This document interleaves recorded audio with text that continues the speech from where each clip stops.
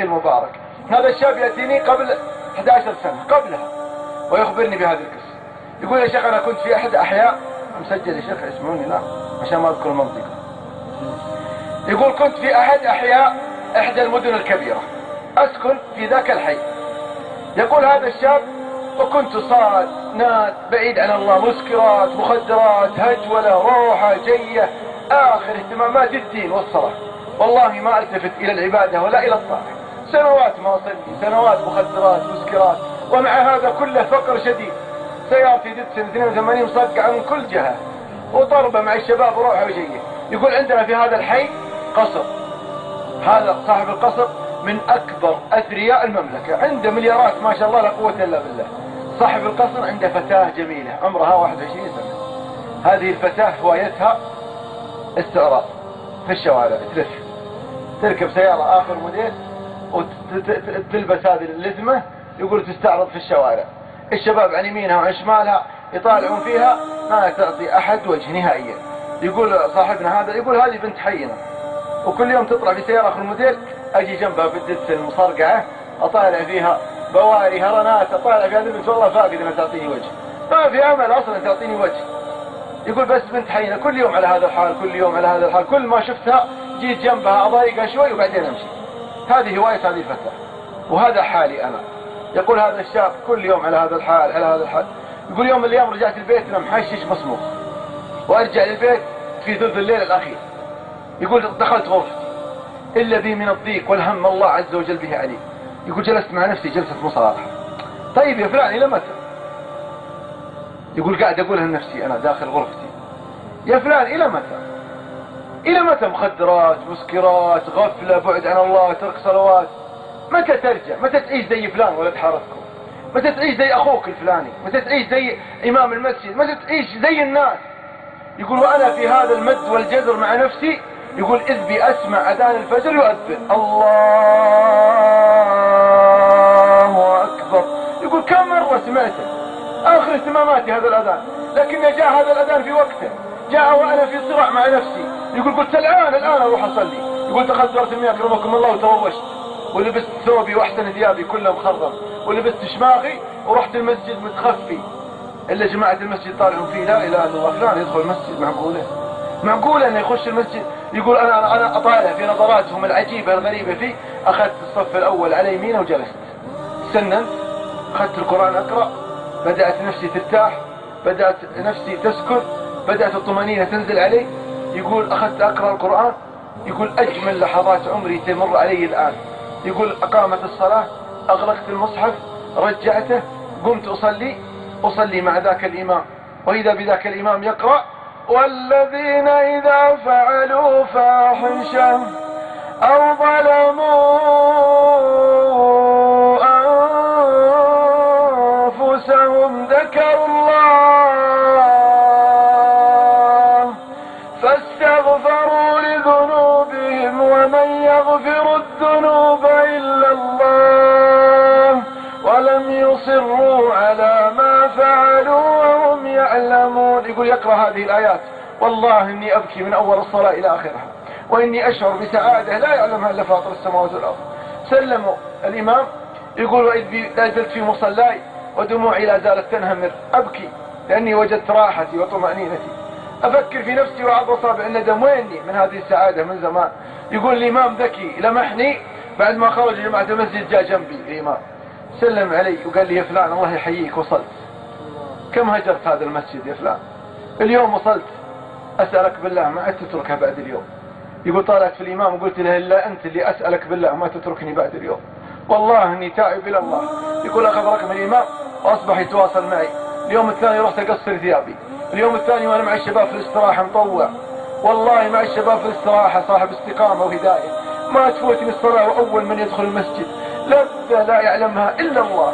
يقول بعد أسبوع من استقامتي، اسمعوا المواقف العجيبة الغريبة، يقول بعد أسبوع من استقامتي إلا اتصال يجيني الشباب مطارع، يا فلان حنا في الاستراحة الفلانية ومستضيفين أحد المشايخ، رسم وتعال، طائرة وعشاء وجلسة مثل هذه مجلس إيمان وذكر.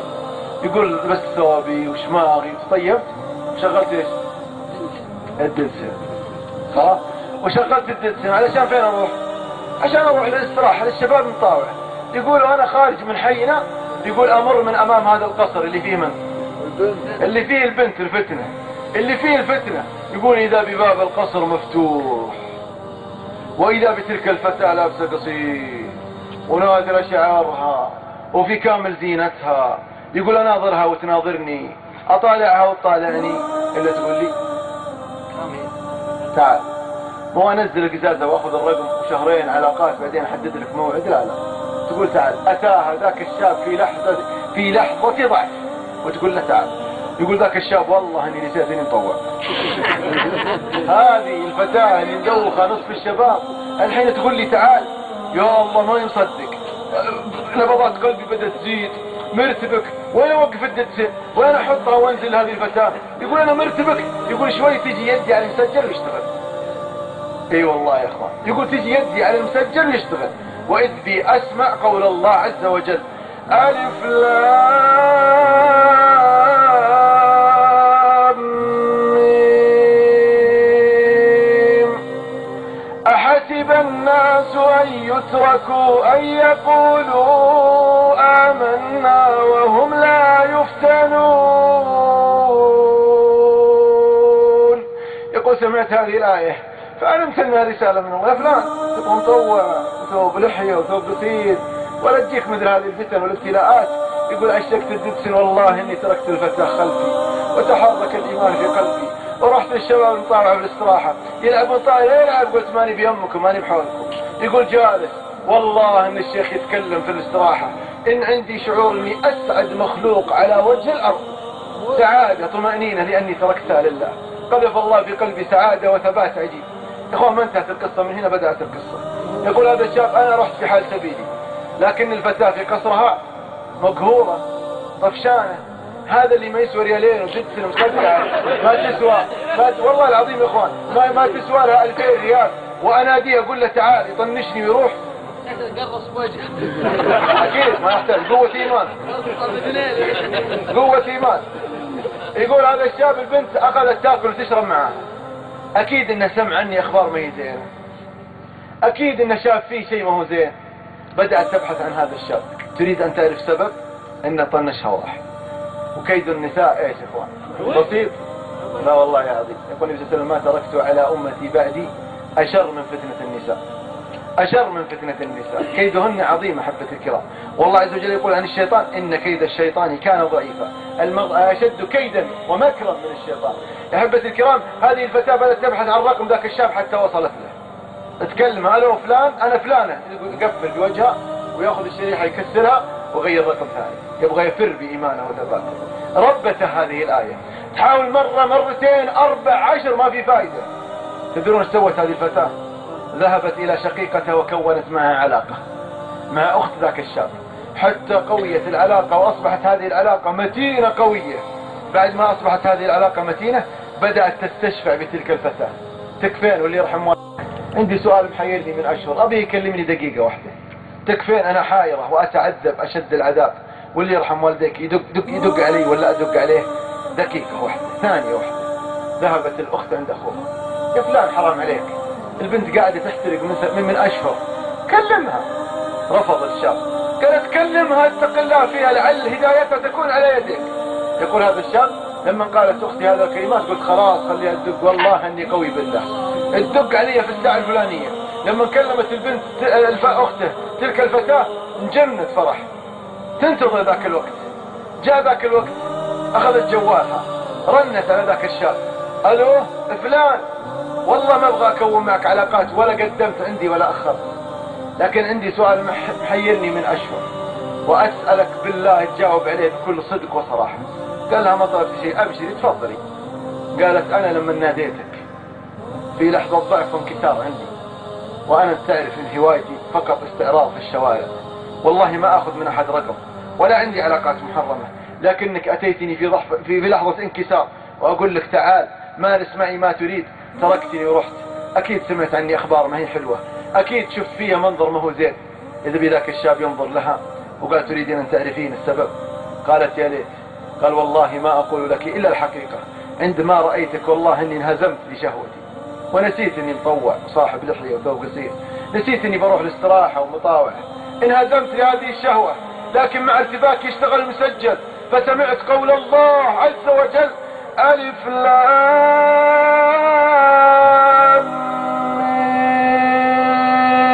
ميم أحسب الناس أن يتركوا أن يقولوا آمنا وهم لا يفتنون. يقول: فزادتني هذه الآية إيمان إلى إيماني وثبات إلى ثباتي. يقول ذاك الشاب: أنا أرسل هذه الآية على تلك الفتاة، إذ بتلك الفتاة خلف السماعة تبكي بكاء الأطفال، تبكي بكاء مرير، ثم تقول لذاك الشاب: أشهد الله ثم أشهدك أني تائبة إلى الله. أقلعت تلك الفتاة عن الذنوب والمعاصي، حسنت توبة تلك الفتاة، انضمت إلى دار نسائية في داخل حارتهم، بل والله الأعجب من ذلك أصبحت هي مدير تلك الدار، هي التي تصرف على تلك الدار، هي التي تبذل من مالها ومن خير الله الذي أعطاها على خدمة دين الله عز وجل. بعد أشهر 8 أشهر في استقامتها تتصل على ذاك الشاب: يا فلان يا فلان، أنا عرفت السعادة والنور على يديك، أنا عرفت السعادة والنور على يديك يا فلان، والله ما أتزوج إلا أنت، أريد أن تتقدم لي زوجا على ما يرضي الله عز وجل. إذا ذاك الشاب يقول لها: والله زيارة جدتي مصقعة وما في وظيفة ولا راتب ولا شقة، والله أنت تطلبين المستحيل، والله ما أستطيع على الزواج. إذ بتلك المؤمنة التقية النقية تقول: الدنيا عندي والآخرة بإذن الله عندك، والله ما أتزوج إلا أنت. أقنعته، اقتنع ذاك الشاب، أقنع أبوه، ذهب هو والأب ليخطبون تلك الفتاة بعد أن رسموا مشوار طويل عريض ومراسيل للأم حتى وافقت الأسرة على أن يتم التوافق. يقول: دخلت أنا وأبوي مع باب ذاك القصر، اسمعوا العجيب يا إخوان، يقول: وأنا أسير في مع باب القصر، يقول: إذ بدموعي تنزل أبكي. يقول: طالع في أبوي، يقول لي: ليش تبكي؟ اليوم يوم فرح، اليوم تخرج بزوجة على ما يرضي الله، ليش تبكي؟ قال: يا أبوي، هذه القدمين يوم من الأيام كانت تتحملني إلى هذا القصر لأعصي الله، وها أنا اليوم يا أبوي أدخل بهذه القدمين من أجل أن أخرج بزوجة على ما يرضي الله. ما الذي تغير؟ الذي تغير الإيمان والتقوى والتوبة، ومن يتق الله يجعل له مخرجا. تزوج بتلك الفتاة، أصبح عنده سيارة كشخة آخر موديل، أصبح عنده شقة، أصبح ذاك الشاب خادما لدين الله، وتلك الفتاة همها رضا الله. الآن عندهم أبناء وبنات، والله لا زالوا ثابتين على دين الله، أسأل الله يثبتهم وأن يرزقهم الإخلاص في القول وفي العمل. شفت التوبة وش تعطي؟ شفت يا محروم التوبة وش تعطي؟ تعطيك هذه في